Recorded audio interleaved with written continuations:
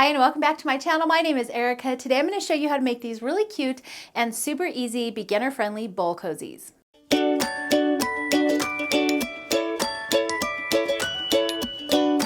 So this is probably going to be one of the easiest tutorials I have done here. The bowl cozies that we're making today are perfect for a cereal slash soup bowl size bowl. So this is your average bowl and it just fits right down inside there, nice and snug. They're perfect for if you're going to be having something nice and hot and steaming like soup or chili. They'll keep your hands from getting hot, but keep your soup nice and warm. Or if you're having something cool like a refreshing bowl of ice cream or sherbet, it's going to keep your hands from getting super cold from that ice cream. So these are just so much fun to have in your kitchen. They also make great gifts. So if you're, say, delivering a meal to someone, it's always nice to add a little handmade touch to a gift that you're giving. Supplies for this project are really easy. Let's go ahead and dive into today's tutorial. Here's what you're going to need to make your own bowl cozy.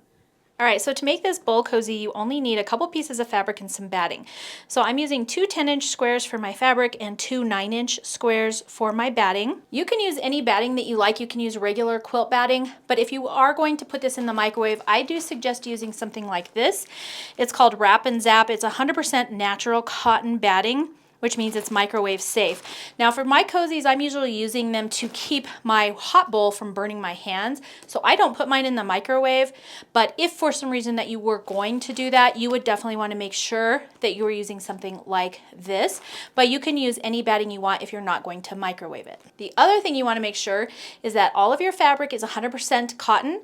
Your batting, obviously, 100% cotton, and then even your thread, you want to make sure is 100% cotton thread, because if you put anything not cotton in your microwave, you will get sparks and fire and not good. So make sure that all of your supplies are 100% cotton if you plan to put it in the microwave. They're also reversible, so you can make them two-sided, and depending on, I guess, your mood for the day, you can have a reversible bowl cozy.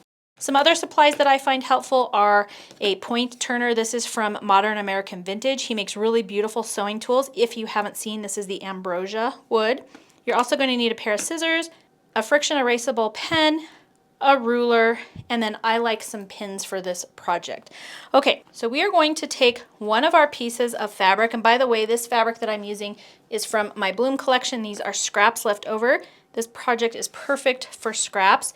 And you're going to want to place your batting on that square so that it's centered in there really nicely.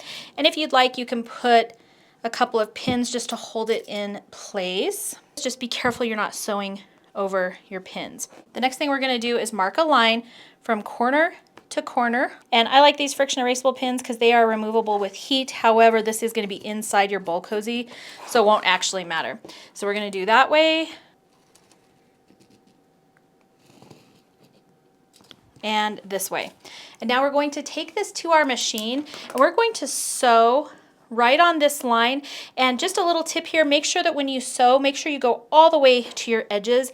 That way when we're sewing our pieces together, your stitch line will be buried all the way into that. And you can see, I think you can see on this one, I didn't go all the way to the edge with my diagonal stitch line, and so it stops right here. So just a little tip from the trenches. And we're gonna do that same thing with our other piece. And by the way, if you don't know, batting actually has a direction. So one side of your batting will be smooth. The other side will have all these little bumps in it. That's because it's pre-needled, which means that they've already gone through and poked holes in it just to make it easier to sew through. And so you want to put the side with the bumps down towards your fabric, or at least that's usually the way that I do it because I'm sewing from the top. If you are going to sew, if you prefer to sew from this side, then you're going to want to put so your bumps are down. Hopefully that makes sense. And I do that on my quilts as well. Again, I'm going to go ahead and place a couple of pins, and I'm just putting my pins so they're out of the way from my stitch line. So that's what our piece is looking like. We're going to do the same thing with our other piece. We're going to take both of these over to our sewing machine and sew from corner to corner, just right on that line. And like I said, make sure you go all the way to the corner.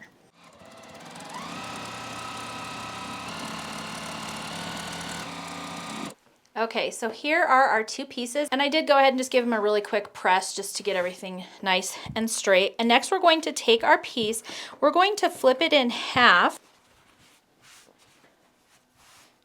and then we're going to mark both this end and this end.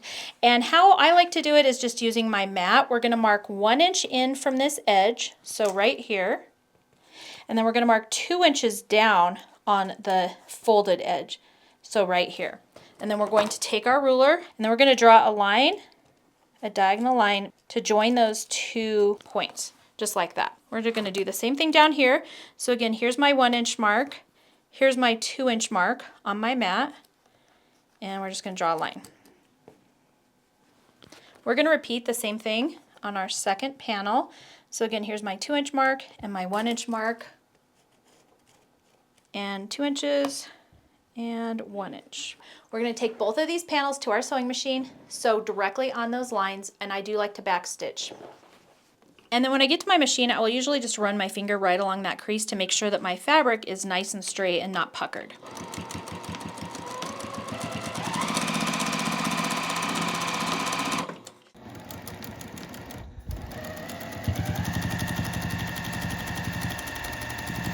All right, so there's those 2.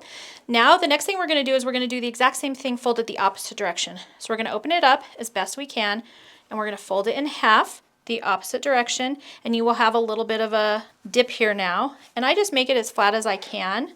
Again, line that up on my mat.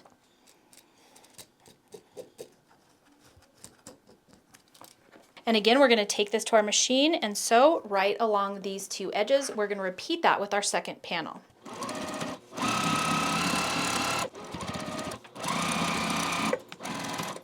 Okay, so now we have our 2 panels that look like this. The next thing we're going to do is just trim off the excess, and I trim about 1/4 of an inch away from my stitch line. The less bulk you have there, the better. And you just want to do it on both sides. I might even be getting a little bit less than 1/4 of an inch.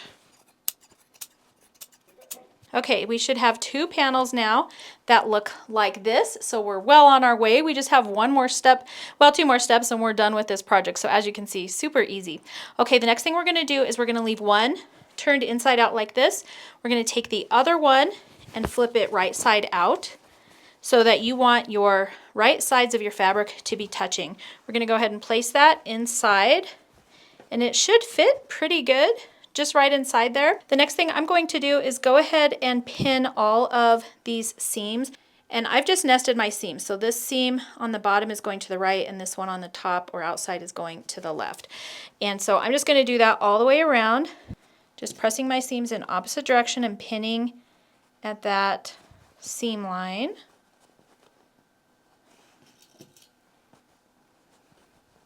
And then the next thing I'm going to do is pin on the corners. And I'm just going to do that to keep everything in line as we're sewing, so hopefully nothing shifts too much. You can actually add more pins to this if you want. Okay, so this is what we should be looking like. I've got a pin on all 4 corners and then a pin at each of the seams. And now we're going to sew all the way around the outside edge using about 1/4 of an inch seam allowance. We are going to leave an opening to turn it right side out. The best place I find to leave is between this seam line and your corner. So I will go about 1/2 an inch or so away from this seam line and 1/2 an inch or so away from the corner. The other cool thing when you're stitching along is that since we stitched all the way to the corner with our diagonal stitch line, you're going to go right up to that stitch line and then pivot and then keep going. So that stitch line is a great marker for your 1/4 inch seam.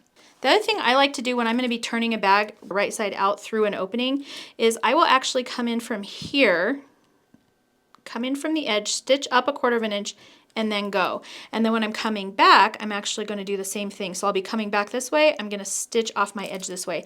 That's going to give you extra strength at this seam, and it really helps when you're turning your bag right side out. It almost creates a natural fold right here when you go to close up this opening. So I'm going to place my fabric in my machine just like this. I'm going to sew into my 1/4 inch line, and I actually back stitch right here just to give it more strength. Then I'm going to lift up my foot, pivot, and now I can sew around my piece, and I have that little extra, and I'm going to sew right to this stitch line. We're going to use that stitch line as our 1/4 inch seam. Lift up, pivot, put our presser foot back down, and keep going.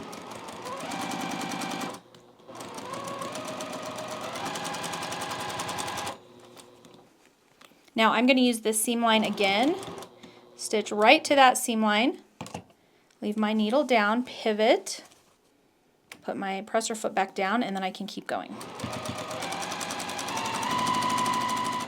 All right, so you can see my sew marks right there. So I went right off that edge, which is going to make it really easy to flip this right side out. The next thing we're going to do is we're just going to clip off our corners just to help them go out a little bit easier and reduce some of that bulk. So I'm just going to cut them off, but obviously don't cut into your stitch line. So I'm just cutting right next to my stitch line.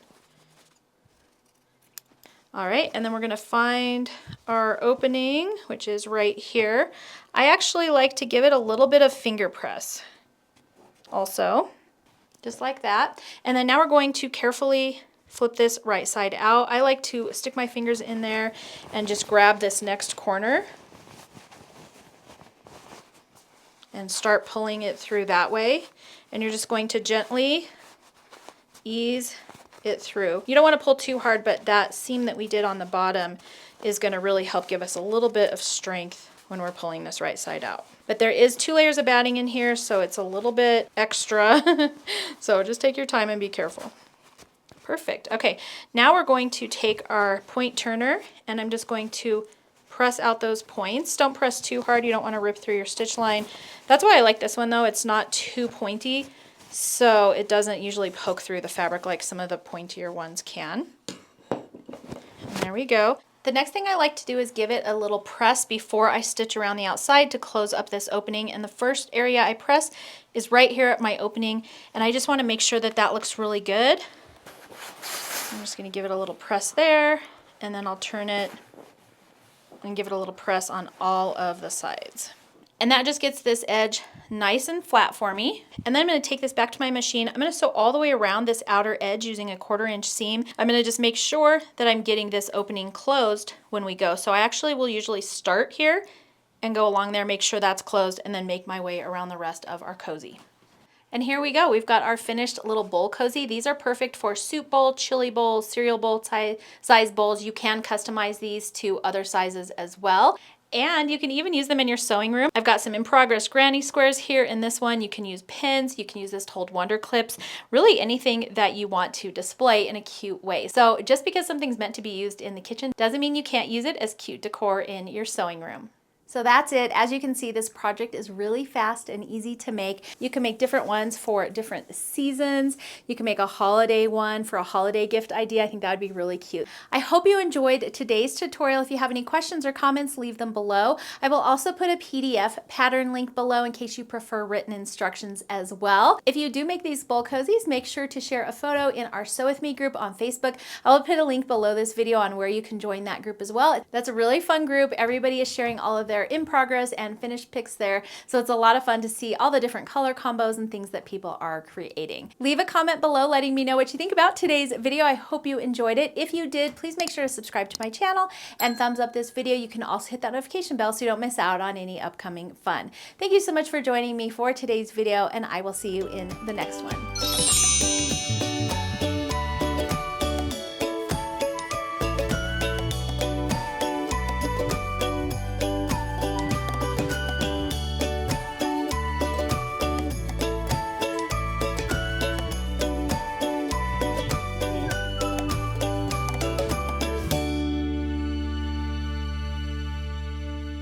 Where'd my pen go? Pen? Hello?